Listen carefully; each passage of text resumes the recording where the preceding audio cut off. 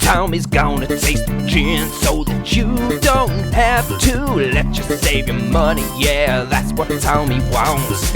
Minimal dilution, cause we wanna taste the gins. But if the gins are bad, then we will throw them in the bin. Now let's hand it over to Tommy, who is gonna taste. He's gonna get all rowdy and shout up the place.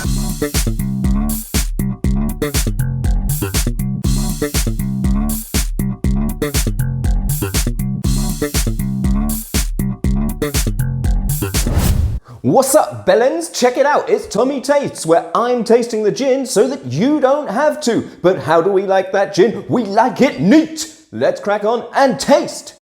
Yeah, get your tasting on!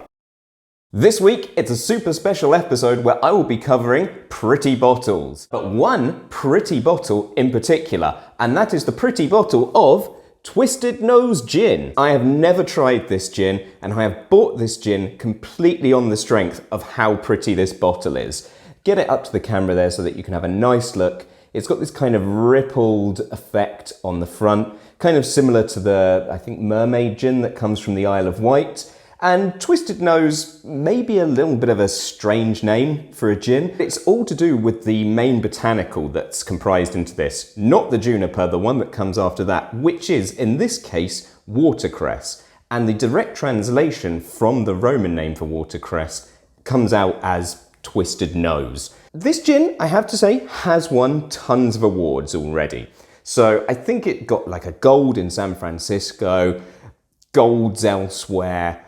Obviously some like shit competitions called it the world's best gin at some point in time, but as we've described on this channel, awards, it's a load of fucking nonsense, so really do not buy a gin on the strength of the award. One of the awards that it got that I actually didn't know existed was for Best Bottle Design. I don't know what that's supposed to tell you about the quality of the gin, but if you want to spend, I don't know, 30 quid on something that you can put a tea light in, then I guess this has won an award, so you could buy it. My experience with previous pretty bottles is somewhat hit and miss. I've bought gins like Bloom, Silent Pool, Star of Bombay Sapphire as well.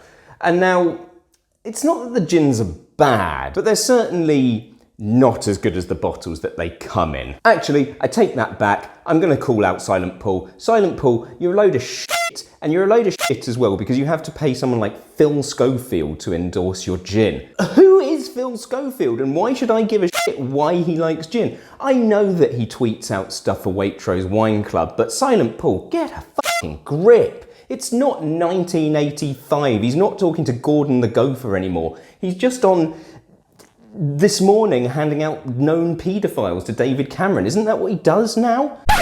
But then again, maybe I can let old Philly Phil off on account of such dreamy eyes. I think it's safe to say that some gins that come in pretty bottles are incredibly good. On this channel before, we have spoken about Tanqueray No. 10, which I think probably has one of the prettiest bottles going, and by my standards is the absolute benchmark of what a quality gin should be. Will Twisted Nose fall in that category?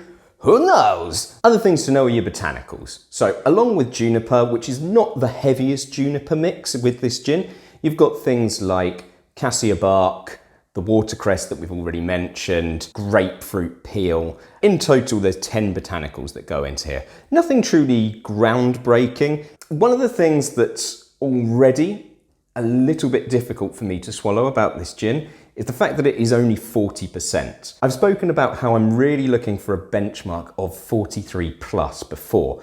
That's not to say though that there aren't great gins under 43%. For example, probably one of my favourite gins, the Gin Mare, comes in at 41 point specific, and that is a fantastic gin. So it might surprise me, but 40% is a bit of a warning sign, generally speaking, for me. And one more thing to mention before we do taste is how they're diluting their gin here. I think briefly we have mentioned something along the lines of you need pure water in order to dilute a gin, otherwise you basically just have a messy spirit.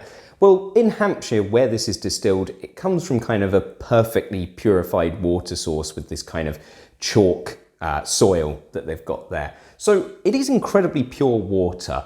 And it's something that's always worked really well for Martin Miller's, which has that fantastic Icelandic water, hideous carbon footprint, but great quality pure water that they're using to dilute their gin. So as you can see there, got a lovely little measure of Twisted Nose in my poncy little glass there. And one of the things I have to say is when I opened the bottle, it was amazing, the scent that instantly jumped out. Generally speaking, you need to give something a bit of a swirl in the glass to really kind of get it into your nose. But the intensity of the scent was so incredible that it just instantly jumped into my sinuses. Yeah, hopefully this gin is going to make me eat my words. So let's get a nose in there and have a good sniff. All right, love, nice legs. What time do they open? The gin smells lovely. It's really peppery, and that's coming mainly from the watercress, given that it's kind of a distant relative of things like radish, rocket, and other kind of spicy peppery leaves and plants. But there's also like a really nice sweetness. Whether that's coming from the watercress, I don't know, but it is something I've found with lavender before, that adds this kind of slight floral sweetness to the gin. Here's 50p, go tell your mum you won't be coming home tonight. That is an absolute flavour explosion. There is so much going on in this gin. And in the same way that Bathtub really blew me away, with it being so punchy and juniper-led, this one, although it's not like hugely juniper-led, is giving me this absolutely incredible punch of spice and sweetness, and it is so clean and so pure. So all of those things we were talking about with water definitely follow through on the palate. It is so nice, and you are able to isolate those botanicals beautifully. This is one of the things I love about really clean, pure gins. Just lovely grapefruit, lavender, kind of a slightly woody note from the juniper. It is exceptional how good this gin is neat.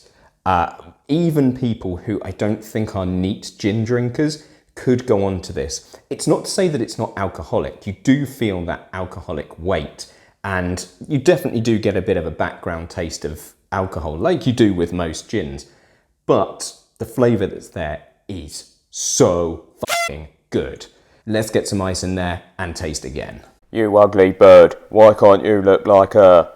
It's a little bit strange that the flavour of the ice isn't really diluting any of the flavours at all. It's not really making anything that's much more different or complex, but it's just making a slightly chilled version of what I had before, which I wasn't really expecting.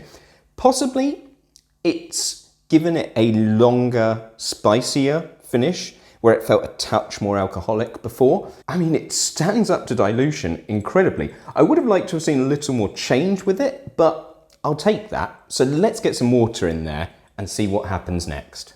Oi, ding, ding, ding, ding, ding, ding. Once again, it is amazing just how much this gin cuts through, even with that 1-to-1 dilution that I gave it there.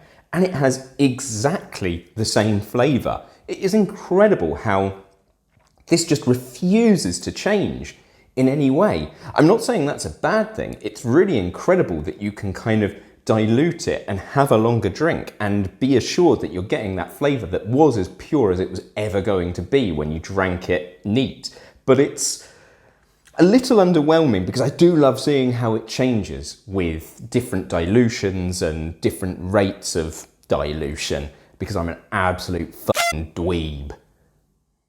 Yeah, well, walk away, you pussy hole. So what is tasting Twisted Nose made me think about pretty bottles of gin. This is undoubtedly the prettiest bottle I think I've ever bought, and I think it is the best gin that I've ever had from a pretty bottle. And now I don't want to lump it in that category with just pretty bottles, because I do think it's probably one of the best gins I've tasted in a long time. You're gonna struggle spending possibly 35 plus pounds on a bottle like this, but all I can do is assure you that it is fucking incredible. So go out there, get it. Even if you don't like it, just put a fucking candle in it. And you know one thing that made me warm to this gin even more is that if you buy it by their website and you're not completely satisfied with the gin, you can get a full refund. I have never seen this anywhere. Could you imagine trying to do that with Hoxton fucking gin? Getting Jesus Distilling there to take back the money that you paid for his shitty coconut alcohol. This is a quality product that really showcases it beautifully in a beautiful bottle.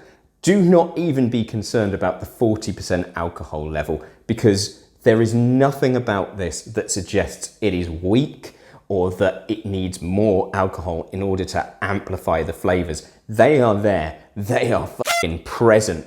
They are present like...